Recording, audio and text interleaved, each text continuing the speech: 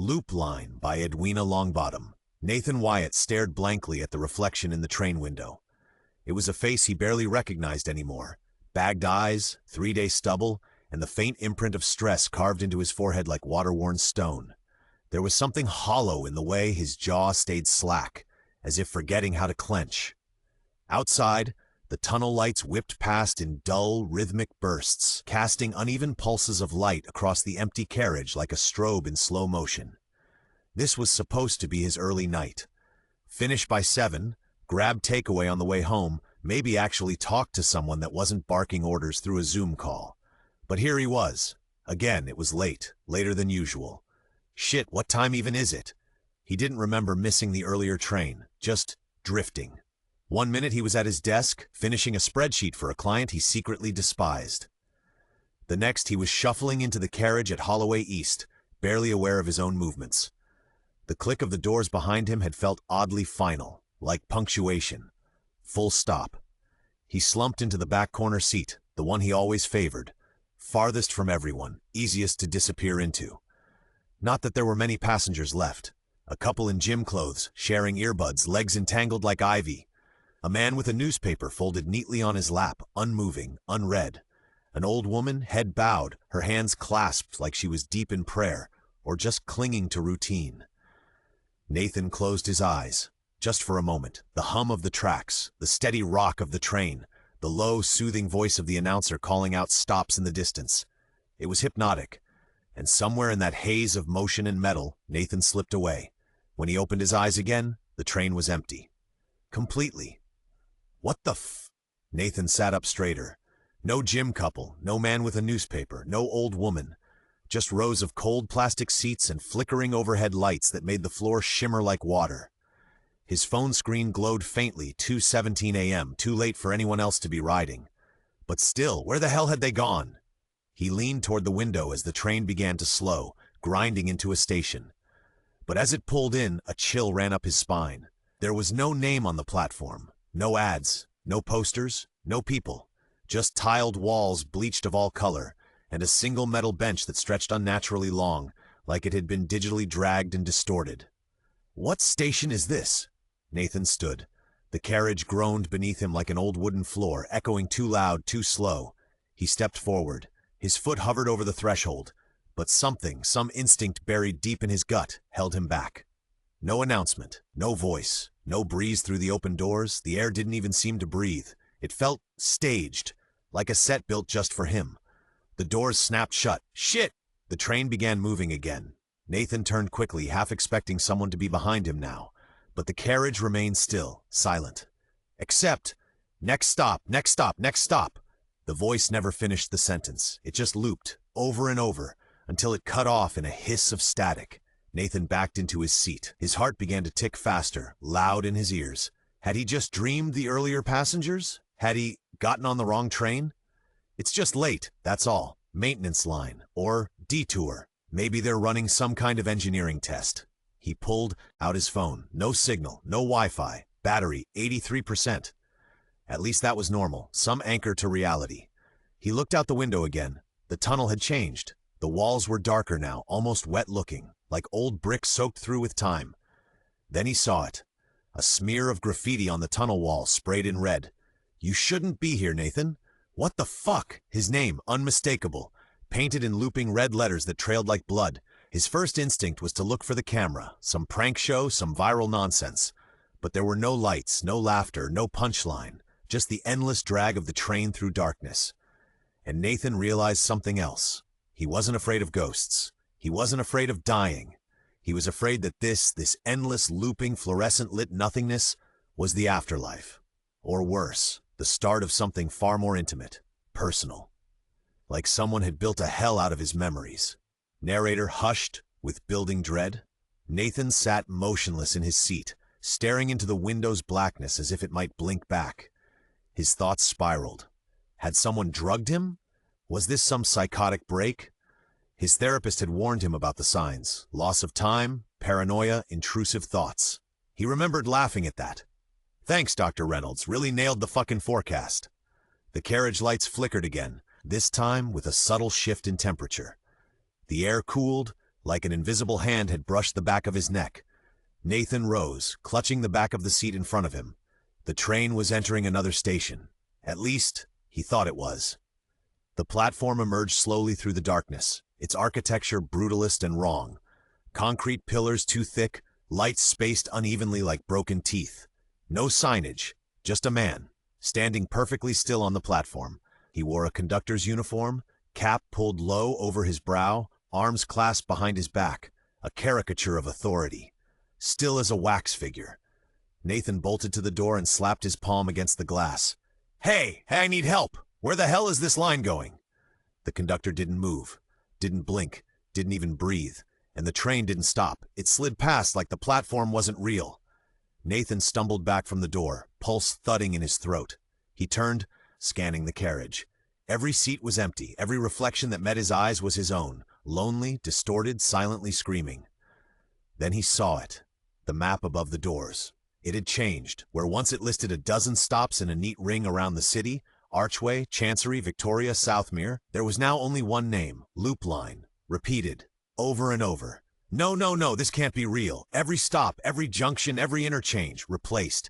Even the central hub, where Nathan had transferred hundreds of times, was gone. Loop Line, Loop Line, Loop Line. He reached up and touched the plastic panel. It was cold. Too cold. Like touching a morgue drawer. The lights flickered again. This time they didn't come back. Okay. No. What the hell is going on? He grabbed his phone, flashlight on, the narrow beam through the darkness like a knife, carving details out of the gloom. Plastic seats, metal poles, scratched windows, and then someone was sitting across from him. A boy, no older than 14, hoodie drawn up, sketchbook open, pencil moving fast, furious, obsessive strokes. He hadn't been there seconds ago. Hey, are you okay? Nathan approached slowly. His flashlight swept over the boy's sketchbook. It was a train carriage, this carriage, every detail exact, even Nathan's own reflection. And above the drawn seats, in blood-red pencil, a message, "You won't leave, Nathan." What? What is this?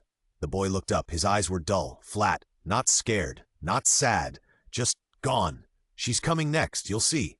He tore the page from the sketchbook, handed it to Nathan without another word, and vanished. Not walked, not ran, just gone. Nathan stared at the sketch in his hands, the image still smudging under his fingers like it had just been drawn. Still warm. He spun around. Empty. Not even the sound of retreating footsteps. This isn't real. It's a breakdown. I'm dreaming. I'm fucking dreaming. But it didn't feel like a dream. It had texture, weight, smell, the reek of old carpet and scorched copper, the scrape of his boots against the floor, the sound of a heartbeat, his pounding in his ears like a trapped animal. The train slowed again. Another platform. This one looked normal, almost. Advertisements lined the walls, but they didn't move. No backlights. No animation. Paper, torn, yellowed. He saw one for toothpaste, but the smiling face had no teeth. Another, a travel poster. Beach, palm trees, only the ocean was red. Not sunset red, blood red. The doors hissed open, and there a woman. Long scarlet coat, dark braid, pale face, still, regal. Watching him, she stepped aboard, sat 3 seats down. Didn't speak, just crossed her legs and stared out the window like she did this every night. "Do I know you?" "Not yet, but you will." The lights above buzzed. Behind her on the wall, red letters began to bleed through the grime. "The exit costs the truth." The woman didn't blink, didn't shift. Just sat, poised like a painting. Nathan studied her profile, flawless skin, unreadable expression, that scarlet coat looking freshly pressed despite the carriage's grime. She looked manufactured. Perfectly human, but not quite alive. He swallowed. What is this place? A loop, a holding pattern. Some call it purgatory. Others... She turned and met his gaze. Call it mercy. Mercy? Lady, I don't even know how I got on this train. You stepped onto it the moment you chose to forget. Nathan's face twitched. A flicker behind his eyes. A memory nudged loose but still blurry. Forget what? What happened the night of October 17th? The reason the doors don't open. The reason your name is scrawled across the tunnels in red. The date struck him like a brick to the chest. October 17th. A date buried beneath work emails, therapy no-shows, and polite lies told to friends who'd long stopped asking if he was okay. But it was there. Like rot beneath wallpaper. I was at work, that's all. That's all I ever do. That's what you tell yourself, but Nathan... She opened her hand. Inside, a torn scrap of fabric, pale blue. His stomach dropped. He knew it instantly. Jamie's hoodie, the one with the frayed sleeves he never threw out. You left him alone that night. You knew he wasn't well. But your deadline was more important. Nathan's knees buckled. He collapsed into the seat behind him. Everything around him went muffled, like sound had been dunked underwater. No, that's not. I didn't think he'd. No one ever does. The truth returned, not as memory, but as sensation. The guilt.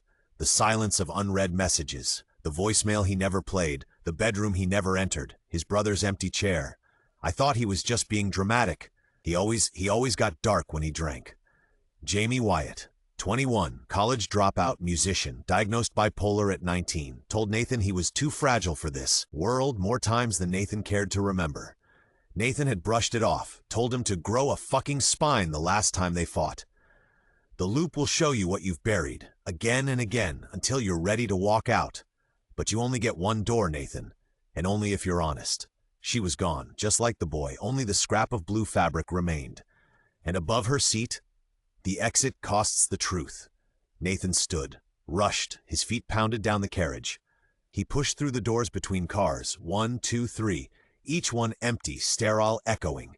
He didn't stop until he reached the emergency stop lever. Yanked it, nothing, not a sound. The train didn't even twitch. Stop, goddammit! He slammed his hand on the emergency intercom. The red light flicked on. Do not attempt to leave the loop. Penalty, memory collapse. What the fuck does that mean? Who's running this? Do not attempt to leave the loop. Penalty, memory collapse. The voice was artificial, but beneath the distortion, Nathan heard something familiar. The cadence, the pauses, the slight rasp at the end of every sentence.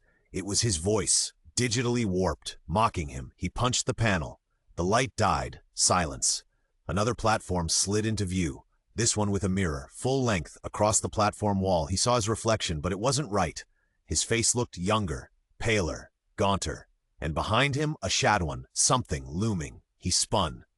No one there?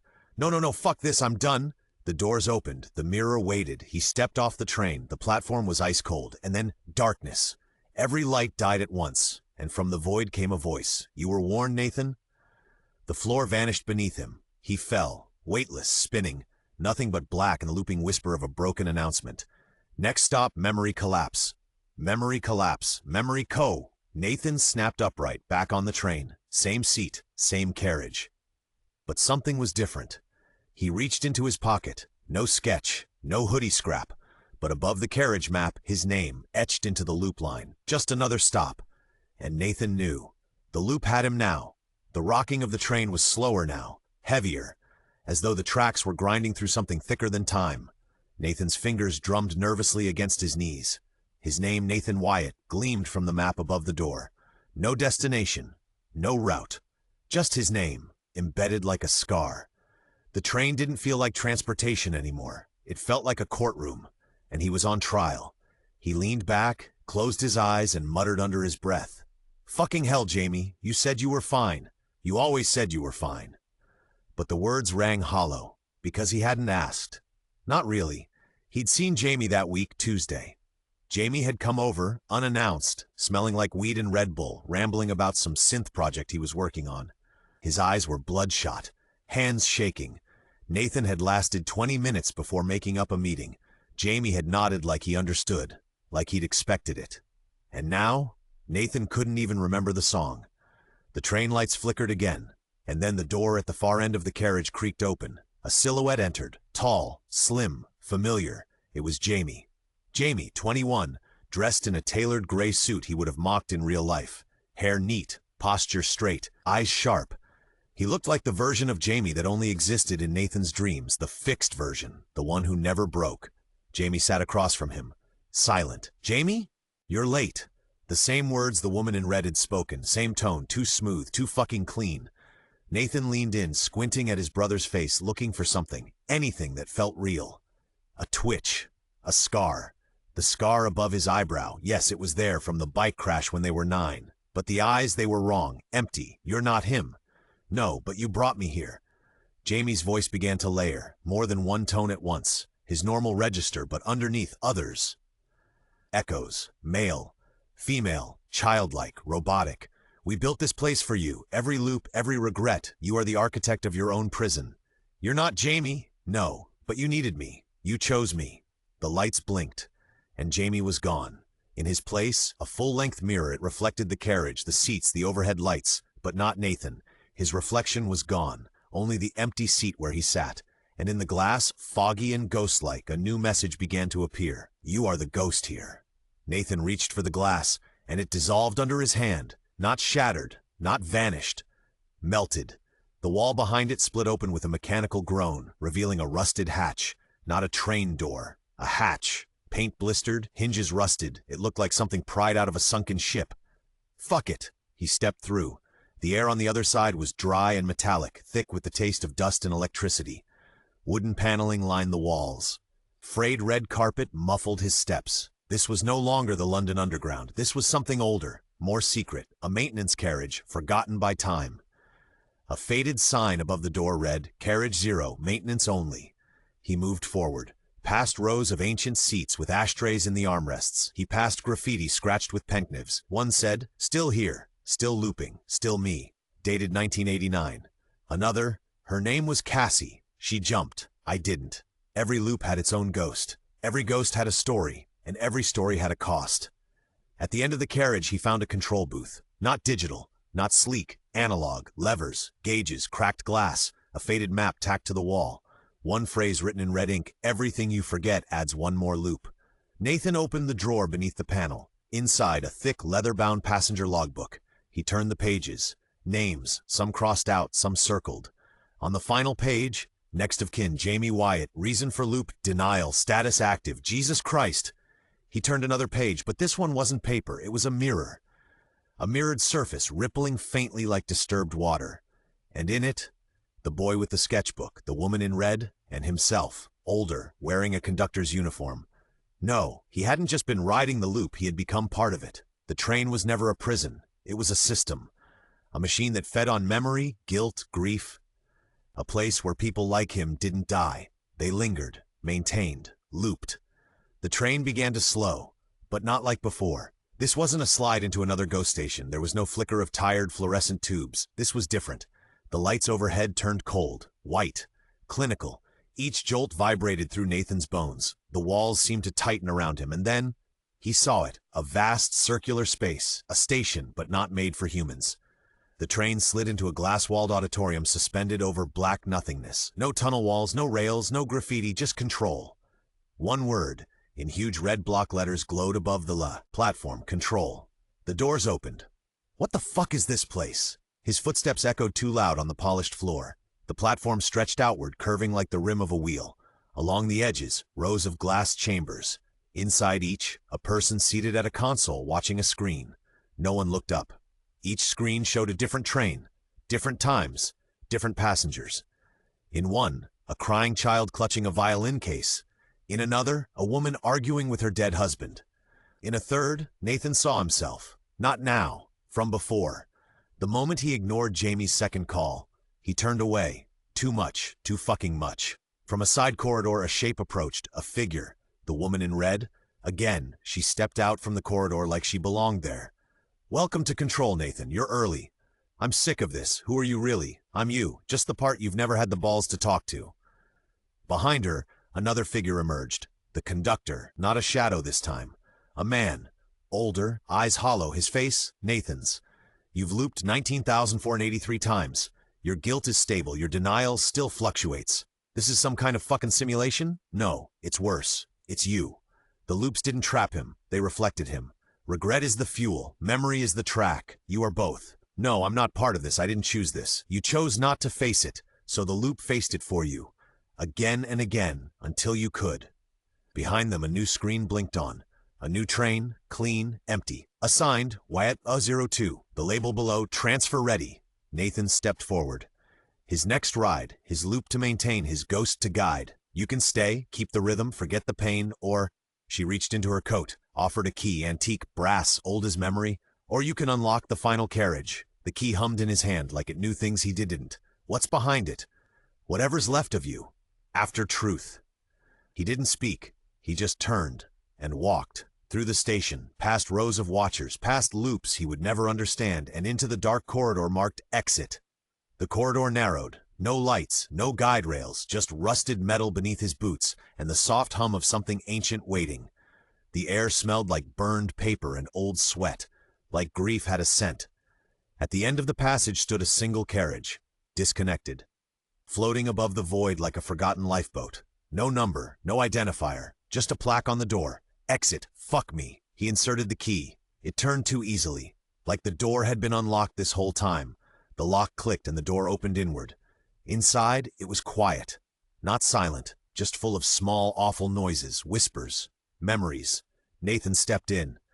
The carriage was built from fragments of his life. Wallpaper from his childhood bedroom. A university common room poster, peeling in one corner. The squeaky desk chair from his old flat. Jamie's flat. A hospital corridor from the day their mother died. It was all here.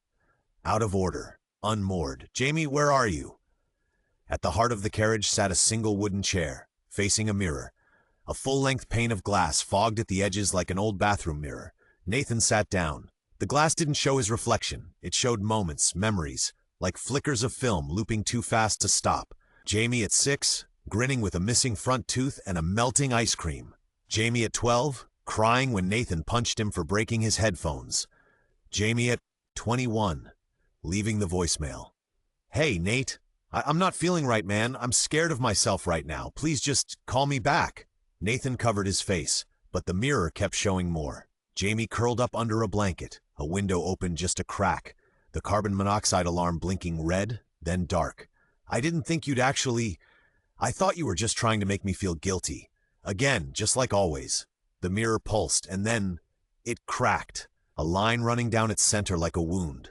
Light leaked through, and from behind it, a voice. You always thought I was exaggerating. You said I was too much. You said I should learn to cope better. I know I fucked up. I didn't know how to help you. You didn't have to help me. I just needed you to listen. The mirror exploded outward, not violently, like glass surrendering to time. Beyond it, daylight, real, blue sky, trees, wind, no hum of machinery.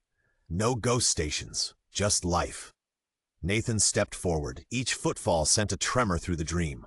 The loop was ending. He stood in a city park. Morning dew clung to his shoes. Birds chirped, unaware of his resurrection. A jogger passed by without even looking at him, like he'd never left.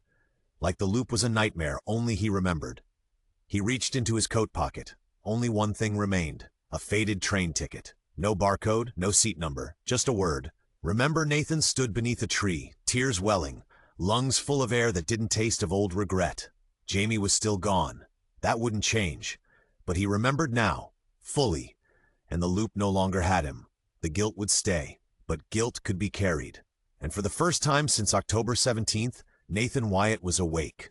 Nathan walked slowly out of the park, hands in his pockets. The world felt different now, brighter but fragile. He passed a cafe. A woman laughed into her phone. 2 kids chased pigeons across a square. Life untouched, unaware. He reached into his pocket again, rubbing the old ticket between his fingers. The ink had smudged. The word was almost unreadable now. Almost. But something caught his eye. Across the street, in the reflection of a shop window, someone was watching him. A boy in a hoodie, sketchbook in hand, drawing furiously. He blinked. The boy was gone, just like before. Nathan stepped closer to the window. In the corner of the glass, a new message was scrawled, so faint it was almost invisible. Loop active. Observation continues. No, he turned. A passing bus rumbled by. On its side, in bold red letters, next stop, control the end. Thank you for listening. Please subscribe, ring the bell, and tell your friends about my listening library.